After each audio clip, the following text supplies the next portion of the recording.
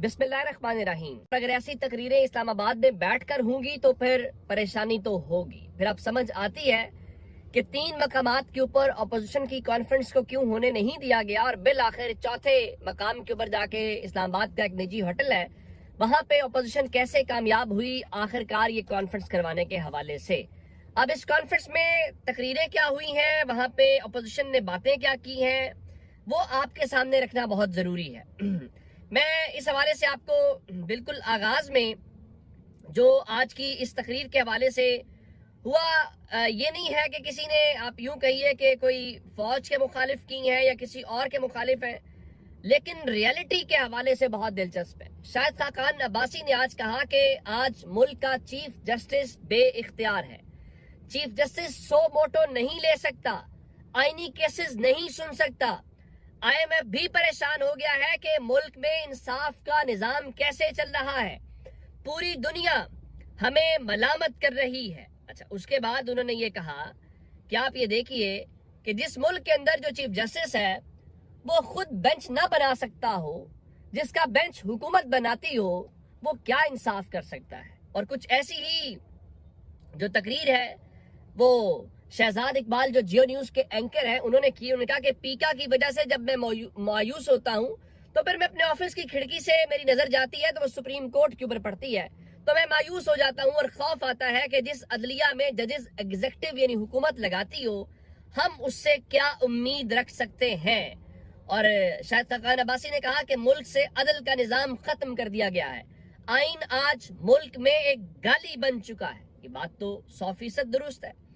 अच्छा, फिर इस हवाले से महमूद खान चकजई ने कहा कि देखिए, फौज किसी भी मुल्क के माथे का झूमर होती है और कोई भी जो मुल्क होता है वो इंटेलिजेंस इदारों के बगैर या जो जासूसी वाले इदारे होते हैं उनके बगैर नहीं चल सकता। जो जासूसी के इदारे हैं वो मुल्क की आंख और कान की तरह होते हैं, लेकिन हमारे यहाँ जासूसी के इदारे खुद लोगों को करप्ट बनाते हैं और करप्ट बनाने के बाद उनकी फाइलें बनाते हैं।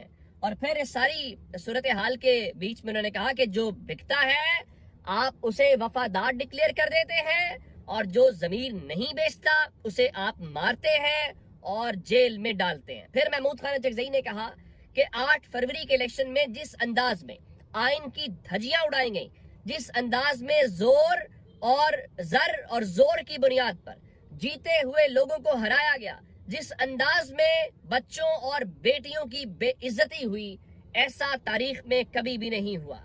और फिर इस हवाले से बाकी जो लोग हैं, असदूर, उन्होंने भी बात की। असदूर ने कहा जी काशिफ अब्बासी आज ऑफ एयर हैं, ये बताएं कि उन्हें ऑफ एयर नून लीग ने करवाया है या किसी इदारे ने। सबको मालूम है कि किसने ऑफ एयर करवाया है। फिर सिद्दीक जान ने भी गुफ्तगू की और सिद्दीक जान ने बलूचिस्तान के हवाले से बात की और वो हमारे सहाफी दोस्त जिनकी जाने गई हैं उन्होंने उनको याद किया, जिनको जबरी तौर पे नौकरियों से बर्खास्त किया गया है उन्होंने उनको खराजे तहसीन पेश किया। तो आज तमाम मकतबा फिक्र के जो लोग हैं वो वहां पे मौजूद थे। हाँ, एक मुझे चीज की कमी जरूर महसूस हुई, वो मैं आपके सामने रखना चाहता हूँ कि आपने अपोजिशन का इतना बड़ा इकट्ठ किया और यही इमरान खान भी चाहते थे कि पूरी अपोजिशन की एक मुश्तरका आवाज हो जिस पे जरा वजन भी बढ़ेगा, आलमी दुनिया भी जरा उसको ज्यादा करेगी। लेकिन एक चीज की कमी थी और वो मौलाना फजलुर रहमान की कमी थी कि जब आप ये कहते हैं कि तहरीक इंसाफ यकसू है कि मौलाना साहब को साथ लेके चलना है, और आज मौलाना फजलुर रहमान के बगैर अगर कॉन्फ्रेंस हो रही थी तो मेरा ख्याल है ये पॉजिटिव जेस्चर नहीं है। मौलाना साहब होते, मौलाना साहब की तकरीर के साथ इसका वजन मजीद बढ़ जाता। और इस हवाले से मेरा ख्याल है अगर इमरान खान को पता चलेगा वो भी इसके ऊपर जरूर बात करेंगे कि अपोजिशन को जब आपने साथ लेके चलना है तो फिर आपको गवर्नमेंट के खिलाफ हर उस शख्स को अपने साथ मिलाना है जो इस वक्त गवर्नमेंट का मुखालिफ है, और आप लाइक माइंडेड लोगों के साथ ही तहरीक चलाते हैं, उसमें कोई कबाहत नहीं है। आपके मौलाना साहब के इख्तलाफात हो सकते हैं, नजरियाती इख्तलाफ भी हो सकता है, सियासी इख्तलाफ भी हो सकता है, लेकिन यहाँ पे आपने कोई आपस में इत्तेहाद नहीं करना। इसको समझने की जरूरत यह है कि आपके इत्तेहाद से ज्यादा ये हुकूमत मुखालिफ इत्तेहाद है, और हुकूमत मुखालिफ भी आपको पता है कि यहाँ क्या मुराद है वो हम सब जानते हैं। अच्छा, एक तो मामला चूंकि आज ज्यादा फोकस क्या है, फ्रीडम ऑफ एक्सप्रेशन زیادہ معاملہ کیا ہے؟ جوڈیشری، انڈیپینڈنس آف جوڈیشری اور مینڈیٹ کو لے کے. اور جوڈیشری کے حوالے سے سنیے، اختر حسین جو پاکستان بار کونسل کے رکن تھے اور وہ جوڈیشل کمیشن میں اپنے نامزد ممبر تھے، ان کا کہنا یہ تھا کہ دیکھیں جناب، ہم جو ہے وہ یہ جو خاص کر سینیورٹی کا مسئلہ ہے اور جو اسلام آباد ہائی کورٹ والا معاملہ ہے، اس کے اوپر ان کا اعتراض تھا.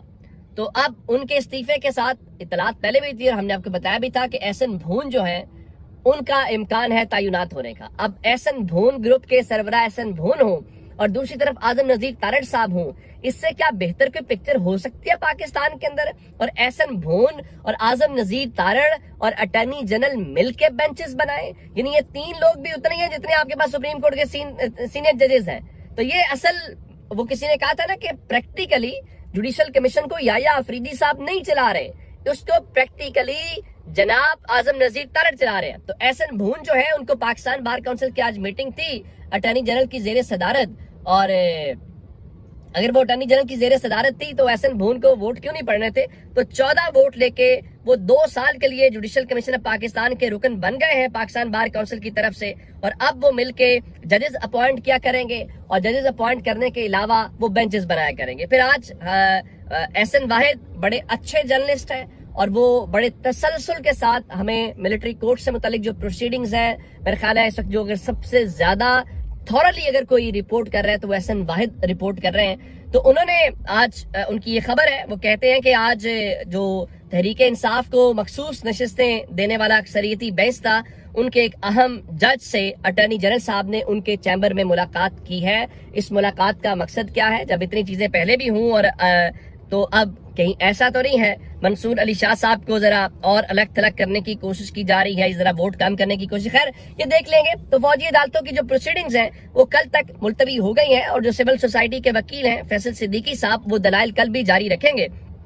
اور انہوں نے آج ججز کو احساس دلانے کی کوشش کی.